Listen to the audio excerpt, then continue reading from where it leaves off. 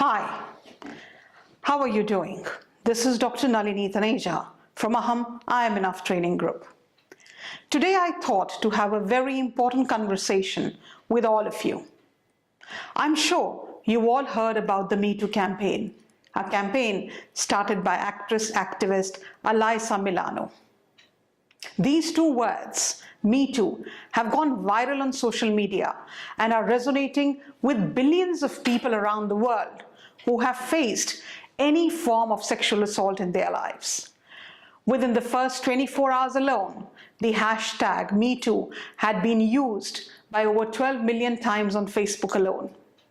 Tons and thousands of people are using this hashtag to express their solidarity towards an issue that has become a cancer in the society that we live in. I think it is high time that this issue becomes important and is coming out of the closets. From celebrities and members of parliament, teachers to software engineers, students to mothers and fathers, people are reminding us all of the prevalence of sexual harassment and assault. Seeing the numbers, it is clear as to how common this kind of behavior can be. Most accounts are personal and painful, some going back to childhood memories and some accounts of sexual harassment at workplaces. The bottom line is, it can happen anywhere, anytime, and with anyone. Among some of us who have taken public transport in India, we have horrifying stories to share, and we would end up remaining silent because of fear. We are culturally taught to be silent. I'm reminded of a friend who is highly educated and professionally qualified. When she walked up to her mother and expressed to her what her maternal uncle was doing to her, the mother just said, "Why are you creating such a ruckus about this? This is common. You're not the only one going through it." I myself did not talk about it when it happened to me.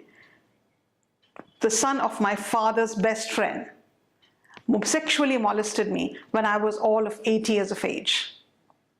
As my friend's colleague said, we all have gone through it in some or the other way, but we are not talking about it.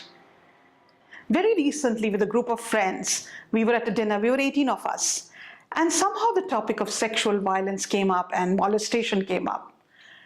And I said, well, I'll speak the truth. It has happened to me.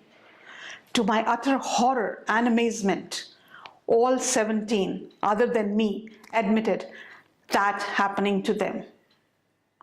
Why don't we talk about it? I really am shocked that conversations don't happen on issues which attack the very entity and identity of who we are. The violence happens in our classrooms, it happens in our boardrooms, it happens in our workplaces, it happens in our hospitals, schools, corporates. Why are we not talking about it? And as I talk about this particular issue of sexual violence, I also want to talk about something related to it, and that is the issue of domestic violence.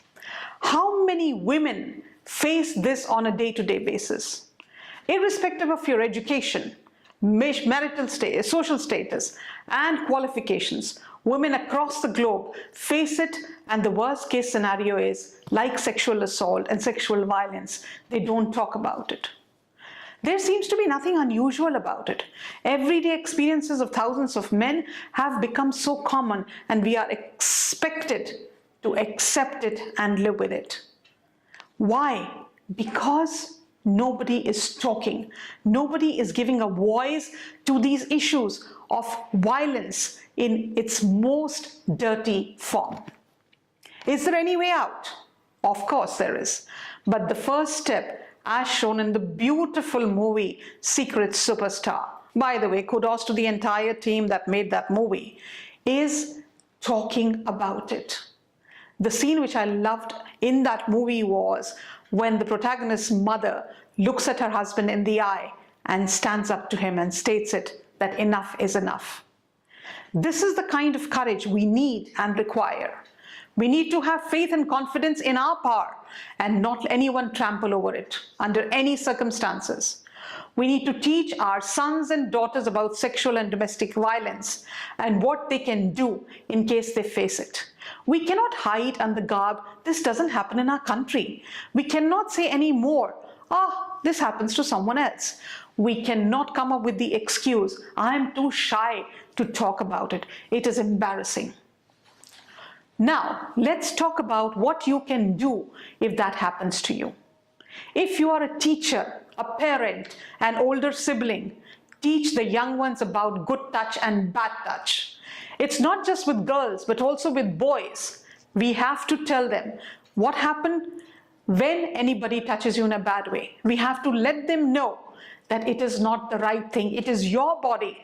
You cannot have anyone touch it in a wrong way. Children do not know it. The parents have to have the prime responsibility to inculcate and inform them about this. Do not take it lying down. Shout back at the person. If you're in a bus and somebody tries to touch you, scream, shout, and teach others to shout and scream back. Call the police, report it. It is unacceptable behavior, and stand up to the right, the fundamental right you have of protecting your own body. If you notice someone on the street, on the train or the bus being harassed, shout out. A friend told me the other day of a man who constantly was staring at a young girl in the train till the girl became visibly uncomfortable. What she did was amazing. She confronted him and blocked his view and blasted him for his ridiculous behavior.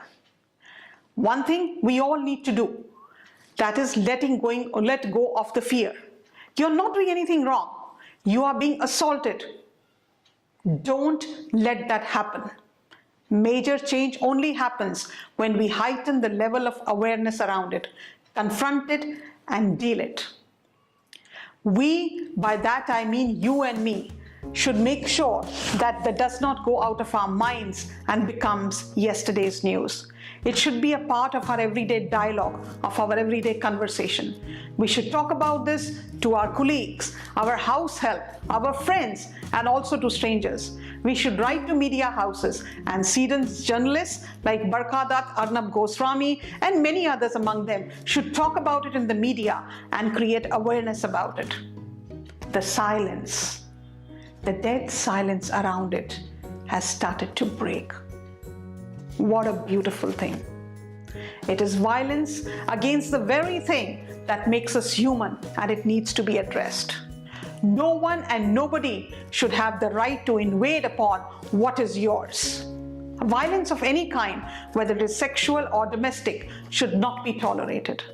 And this can only happen when we as individuals learn to respect ourselves, our bodies, and the values of honoring our body.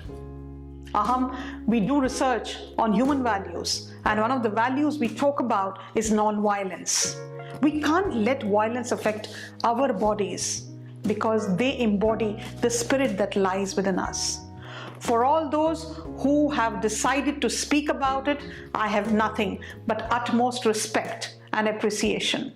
A round of huge applause who are sharing their stories and breaking the silence around those monstrous acts that violate everything that makes us human. All these pioneers need to give themselves a pat on their backs, as their actions are going to create safer environments that will help others to flourish and thrive in a world devoid of domestic violence and sexual assault. You all are the role models who are paving the path. You are the teachers who are teaching that it is important to say and speak up.